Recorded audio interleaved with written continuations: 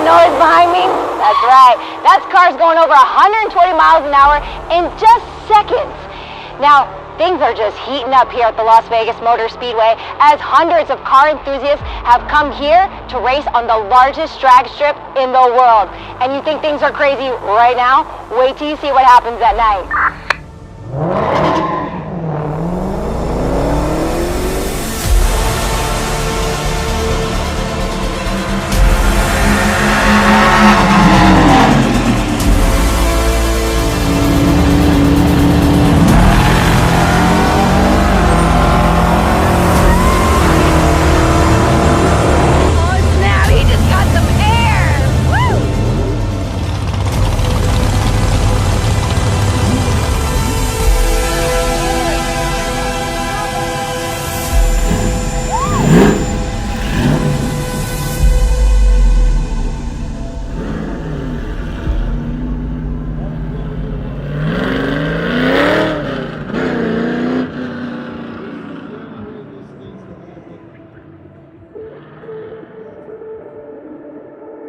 This was a really fun two-day event, having people come from all over the United States and all over the world to be here for the love of their cars. How did MATSLV get started?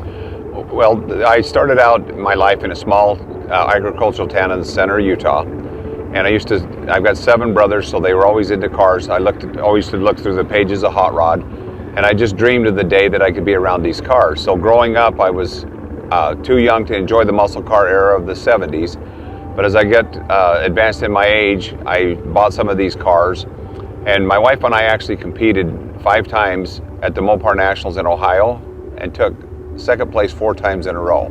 Congrats, that's a big deal. So when we finally won the show, I promised my wife I was done, and we were gonna sell everything, and I was through chasing this dream, and I got a phone call from the Las Vegas Motor Speedway and says, hey, we've got a date open, would you like to come talk to us?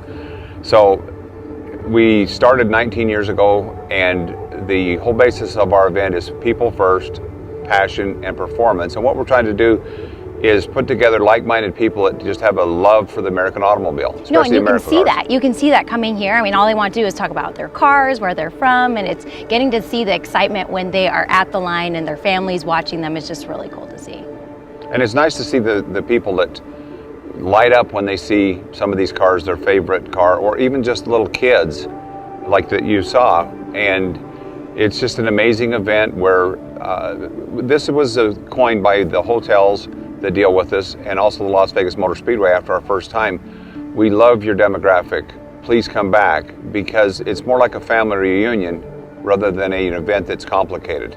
So that's the beauty of it, is like-minded people coming together to share their passion. Yeah, no, and I felt like I was family when I was here, getting to meet everybody. Like you said, it doesn't matter their age. You know, you have young ones growing up, getting to see the love of the car industry all coming together, and then growing up with it and bringing more friends and family the next year. How has it been since you first started to see it grow so much now? The beautiful thing about what we're doing is that all 3 car manufacturers, domestic car manufacturers, in about 2008 decided to go back and try to build a muscle car again.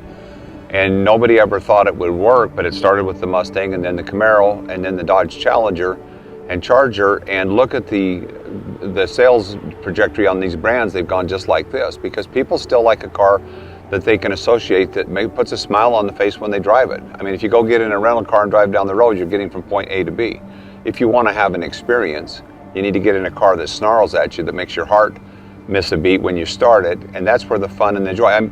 You've had a Hellcat. Yeah, I know, so I was just going to say that. So I used to drive a Hellcat, and David, the videographer, also has a Hellcat, and I had never seen so many people with Hellcats in one area, and I was so excited. I'm like, yay, we get to watch them race. Well, and that puts the fun back in the automobile, and there is a relationship, a correlation between how you feel and how you drive. And a sense of pride on what you're driving. And you were telling me that you took your daughter in her car seat when she was small. Yeah, she was 2 years old riding in a Hellcat. I know not many 2-year-olds can say that, but yeah, that's what she grew up listening to, fast cars. And she loves the sound. And if that has that same appeal to a 2-year-old, we had a gentleman out here that was 89 years old helping with the race car, and you could see that same glimmer in his eyes. And it's hard to put words to what it looks like, but you know what it feels like. 100%, and we got to witness that too. And we saw another organization, was Cool LV, and the president, he was in a wheelchair, and as soon as he got in his car and he put on his helmet, you just could tell it was just, he was in a different space, in his own space, you know, like that was his happy place. Exactly, and I think the other thing that you saw with that group of people is the community helping each other. They know what it means to Billy, and so they're there for Billy, and that's the great thing about motorsports, that if anybody doesn't understand it, it is a community. If you're out here drag racing and you beat your competitor and one of you breaks, you'll go back in the pits and they'll be helping each other. It is just really a blessing to know so many wonderful people that come together for the common good. And what you saw with Billy, with Cool LV, is a great example of that.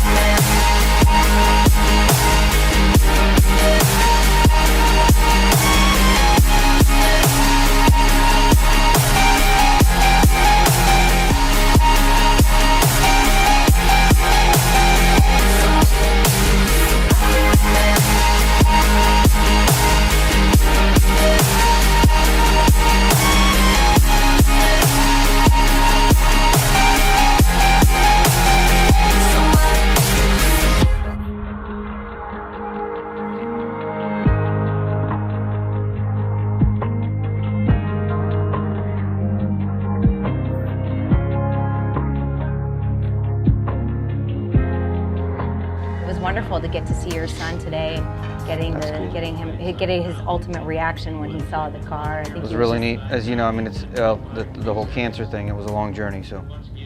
Yeah, that was you found that out 2 years ago. So in 18, well, Luke and I started coming here years ago and doing our thing, and he's always loved it because he gets freedom. And then 2 years ago when we came here, we drove a 66 300 convertible. Oh, how fun. That was a great road car, but I rebuilt it and then was going to sell it. So I drove it here to kind of vet it out, and Luke was just real lethargic and not himself at all. So we went to the emergency room and he got us right in, and they did a blood test real quick, came back, sure enough, yep. It's because I'm like, hey look, I'm a combat vet, yeah. Give it to me straight. Now don't sugarcoat it, give it to me. Look, he's got leukemia, you know, where do you want to go? You want to go to Oakland or you want to go to Madera? I said Madera, it's Children's Hospital. And then when he got down there, we were in the emergency real quick, and then, yeah, then that basically began the leukemia journey, and it took about a year long. They said initially it was going to take about 6 months, but it took a year. So of that year, we were in the hospital for 5 months of it, in the hospital. And I wouldn't have even known that seeing him today and seeing the strength that you have to be able to just hold it all together. It's not easy being a parent, and it's not easy dealing with somebody that you love suffering, and it's a long journey. And what I loved seeing was that you two bonded, and we got to capture it on camera, and seeing him so excited to see your car. Tell me a little bit about how that came to be. Like, how did this reveal end up happening? Phil and Jill Painter, to be blunt, and then a whole bunch of other great people here that are friends of Phil's and Phil Jill's, Steve Hinckley, the car show, just a lot of people that we've worked with over the past 19 years came together and did something real neat for a kid that needed it. And I think it's just wonderful because it takes a village, right? You can't do it all with one person.